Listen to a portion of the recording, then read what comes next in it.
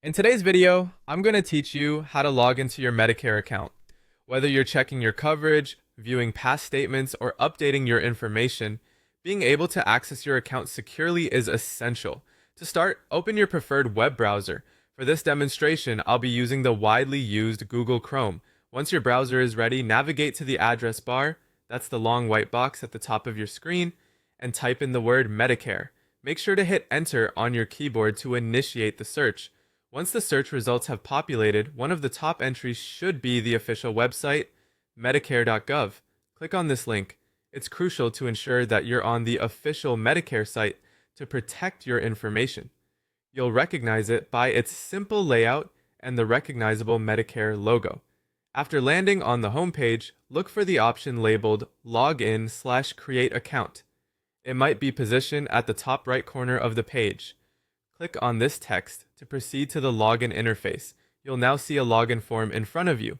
Here, you should enter your username in the designated field.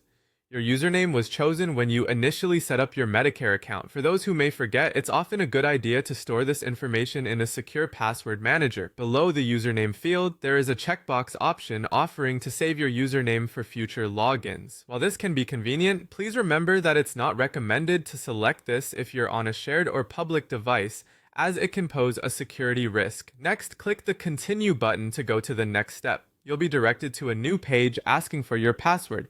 Carefully enter your password into the field provided. As always, it's essential to keep your password confidential, and if you suspect that it's been compromised at any time, it would be wise to update it. Having input your password correctly, the next step is to click on the Login button. This action should grant you access to your account, taking you to the account dashboard where you can manage your Medicare information and tasks, and with that, you're effectively logged into your Medicare account. If at any point you encounter issues with your login, such as forgotten passwords, there are usually support links available on the same page to guide you through password recovery or further assistance.